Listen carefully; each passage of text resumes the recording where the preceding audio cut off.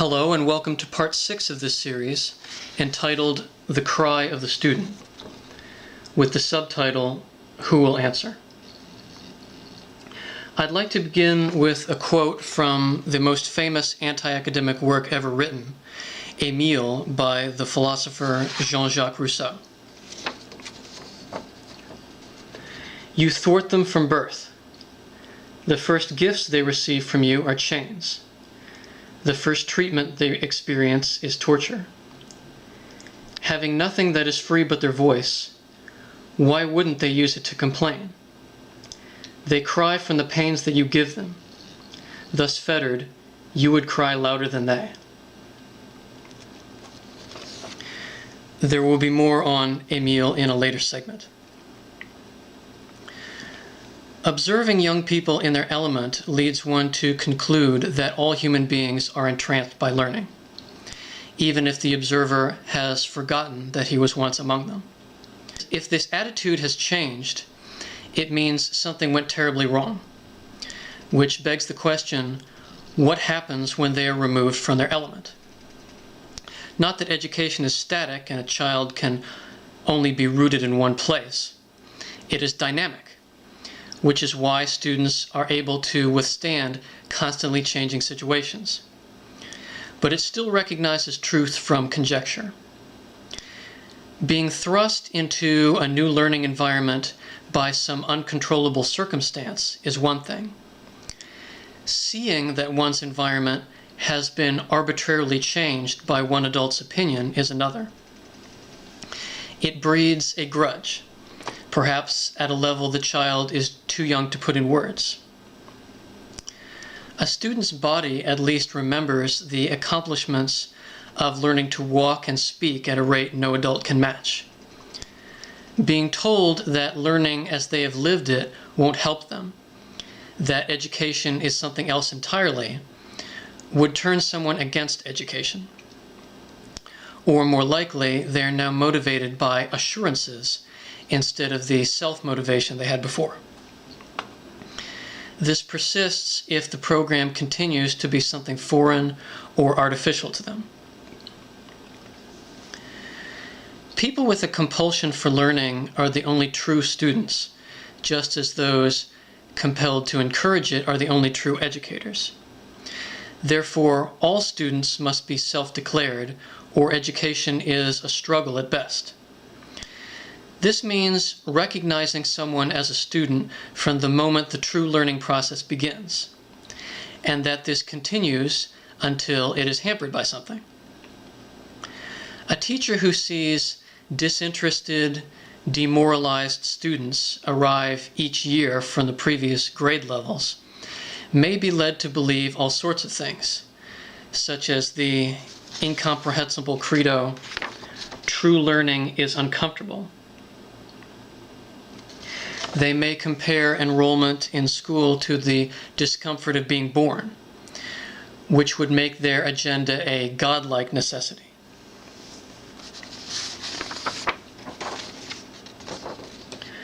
The student as a person. A student is a patron of an institution, a customer of the business in which education is the product. And yet, in no other arena do we find customers treated as they are by formal schooling. Students are non-entities, second-class citizens, denied the so-called inalienable rights of an adult, even though there is no real transformation that occurs upon graduation or coming of age. Most people do not fundamentally change, and many young people, in fact, have superior human qualities to many adults, including maturity and wisdom. Students are treated as preparing for personage. All you are is what you will become. In no aspect of the school's process are they permitted to make their own decisions without someone else's approval. I would propose a different message. You were worthy before you came here. There is no other organism whose study bends around the bias our society has toward young people, no matter how advanced that society is. Let's say Japan, where school policy applies to students when they're outside of school, prohibiting behavior like running too fast, sitting down on public transportation, etc. The fact that all students respect their elders is their culture, science, and law.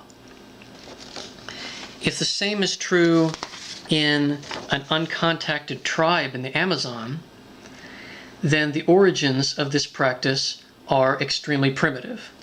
Adults are bigger than their offspring. Maybe men are stronger than women in the tribe too. Disdain toward the young or the new is contagious. A teacher who is cruel breeds more of the same and is not limited to the formative years. In the current decade, a high school graduate finds the recommended further study longer than any previous generation, followed by postgraduate work in an effort to keep them in school as long as possible. Then when they finally emerge, they find a dearth of jobs, particularly developmental and thinking jobs, available for their age group. After they enter the workplace, where maybe life begins at 40, the same disdain is no longer directed toward the young, but people in general for any reason. Those who strive to obey all their lives discover that their elders don't really know what they want, or are simply bitter, discontented people who target anyone vulnerable. Unfortunately, most have already joined them at this point. Social and political norms are planted in the brain at a young age to preserve the originator's personal motives. But in their drive toward their own gain, most people don't think to question these teachings. Certain elements remain dormant until the person has children or students of their own, and then the consequences are unleashed. In this way, the young are a continuous target and victim of adult ambition, with neither the ability to defend themselves nor an ally of any standing, until the day they too are unaccountable and the cycle continues. In our hypothetical school, let us examine two hypothetical students of different psychological bearing and see how they fare. The first is an intellect with many human qualities such as willpower, self-respect, attention to detail, and an honest desire to learn. Knowing the value of knowledge, this person begins educating himself long before reaching the preschool age, and can read and write by the age of 4. He is unwilling to wait for the pace by which academics distributes information.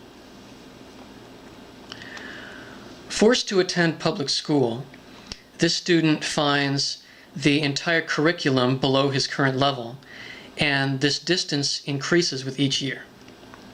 In addition to this, he can clearly see other problems, such as a teacher with emotional issues or policy that ignores the very existence of students like him. He examines the school system as an eyewitness or professional would. Seeing a waste of his time, he rebels, as young people do, because he cannot maintain his self-worth by going along with something he knows is wrong. It would be like selling his soul. Appalled by his refusal to cooperate, he is punished both in school and at home. By the time he reaches the higher grade levels, the classroom has become a torture chamber in which he derives nothing of value except an increased desire to resist. These punishments include being held back and placed alongside the lowest students who are barely able to read. now covering material he learned on his own as much as 10 years earlier. His cries for help go unheard, no matter how well spoken they are. Forbidden by his guardians from dropping out, if he ever graduates, he is now doomed to spend the rest of his life watching others pass him by on their way to success because of their complacency. In the field of his choosing, he is turned down in favor of younger and less qualified applicants who have their degree already, or else he is not eligible at all. Now let's examine the second student. This one is lacking in both mental ability and other human qualities when compared to the first. He slowly absorbs whatever knowledge happens to hit the mark during the scheduled lessons, which it would not occur to him to seek on his own if it were not forced upon him. This student has two paths ahead of him. He may be indoctrinated right away, never thinking to question his instructors either because he is gullible or lacks the willpower or self-determination to do so. Or he may rebel at first and then is broken when life's consequences are forced upon him by adults and he cannot stand against them. Once his obedience is ensured, he is destined for greatness, consistently rewarded for his efforts until he is placed into a lifetime career. This raises the disturbing conclusion that the school system has become a machine for identifying people with lesser human qualities or more agreeable human qualities and placing them into key positions in our society. Given the fact that most people don't change, the tantrums of youth becoming the arrogance of age, the risk is clear.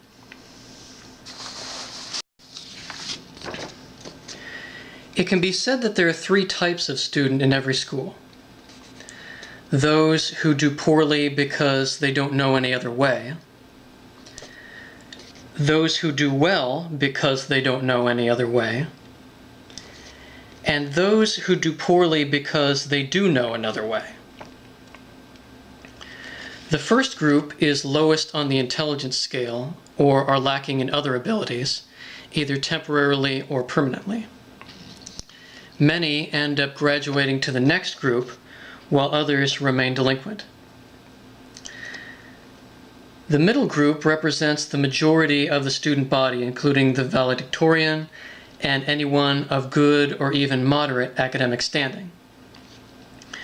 I was going to say these are people with the middle range intelligence of the masses, but let me revise that to include students who are proficient in doing the tasks they are given, but unable to deviate from this behavior.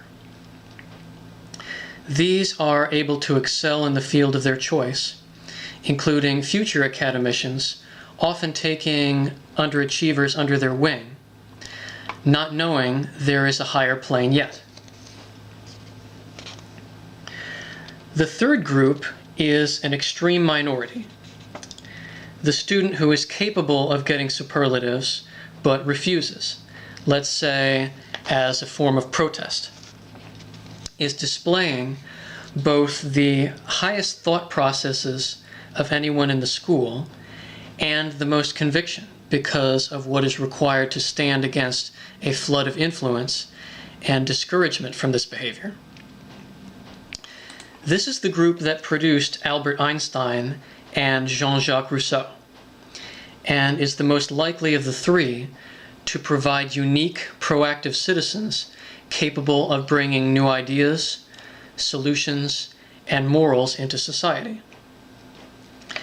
If nothing else, they remind us we have a choice, that our actions are not prescribed for us. But the very existence of these students is ignored, and there is no amount of brilliance they can possess that spares them from this discouragement, even the demand that they learn to enjoy it.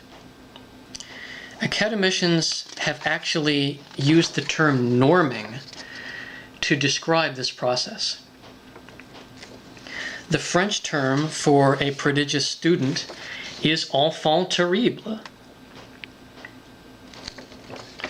With the concepts academics gives us, it's hard to imagine a student being able to discuss philosophical or sociological issues. So against the grain is it, without someone interjecting the one reiterated purpose for their being there and response for everything. In days gone by, they would have just beat the student with a stick. Here's an example of how challenging it is to discuss the subject of intelligence with the terms academics gives us.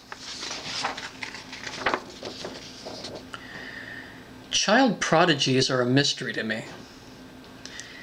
They decide at age 13 they're going to earn multiple PhDs in the time it takes most people to earn one, presumably because there is enormous pressure and influence on them to do so. I don't know of any who gave the natural reaction one would expect when a student finds out he is smarter than the teacher. One would imagine great intelligence is a source of great emotion, social isolation, and greater inclination to feel superior than it is a reason to fall in line with everybody else. It doesn't predispose someone to see a silver lining behind the chinks in an institution instead of seeing how it can be improved.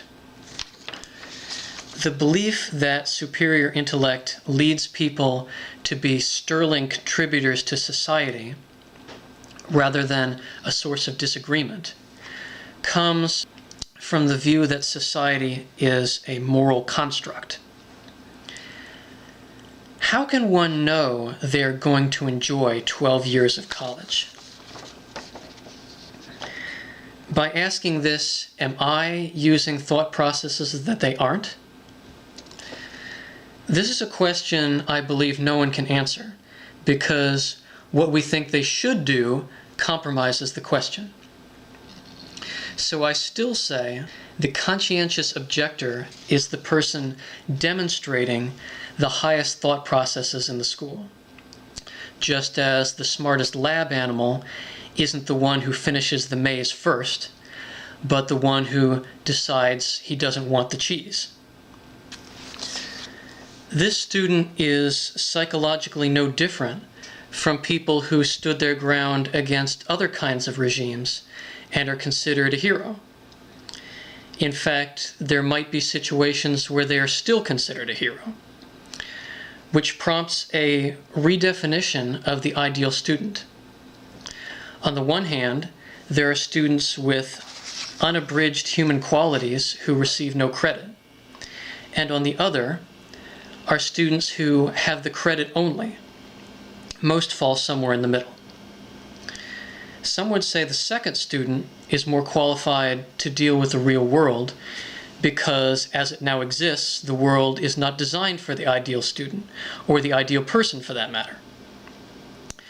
Many academicians insist that effort, not inborn qualities like IQ, is the true judge of character, and that the second student is more qualified because he works harder to achieve his goal.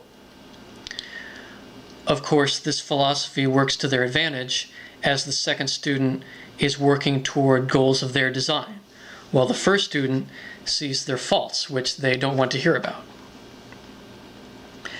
I would argue that if everyone is told from birth that jumping through a series of predetermined hoops is the path to success, and so they do it and get their reward, I would consider that taking the easy path. Resistance is the more difficult road, which requires more fortitude and ingenuity, where the only reward might be one's own conscience. What divides overachievers from underachievers is often circumstance, Therefore, benefits should not be solely based on achievement. It is more important to ensure that every student will be valued regardless. Overachievers can be arrogant, judgmental, infectious, and live simply to meet the approval of others, whereas the faults of underachievers aren't usually a threat to anyone but themselves. Underachievement is often a misdiagnosis. Students are encouraged to participate in groups throughout the academic process to instill the social skills they will need to work well with others. However, the problems of mass thinking are not made known to them.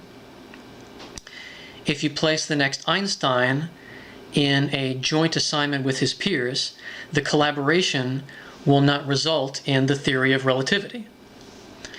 Academicians fail to understand that all ideas stem from an individual human mind, whereas in a group, this is haggled around, picked apart, and bandaged back together until the end product is not an idea at all. This is what sociologists call groupthink. In a group that is not assembled by choice, the most qualified person has three options: to take absolute charge, to watch his ideas become fodder for vultures, or to keep them to himself.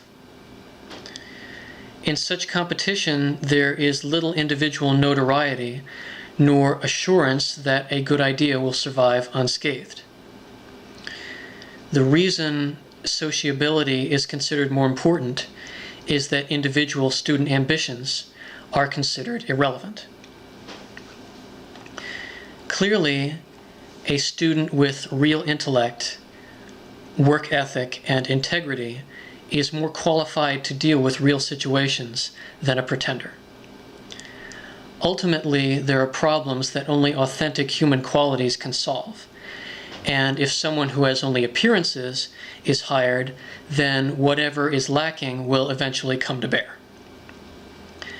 Employers who seek these individuals are securing a certificate for their quota, but taking a gamble on whether the applicant is actually qualified to do the job. This is because cooperation, although necessary, is very unrevealing. The incentive to fall in line is so great. A drill instructor doesn't know if the men saluting him actually respect him or just going through the motions. But someone who is insubordinate is at least honest because he profits nothing from it. Workability is defined by whoever has control. Work ethic, as its name implies, must begin with the wisdom that judges which tasks are worth doing. This is the keystone of self-determination. Without it, a worker is merely a pawn of no greater value to society than a machine. The goals of the first student may never be realized in his lifetime, no matter how honest and determined they may be.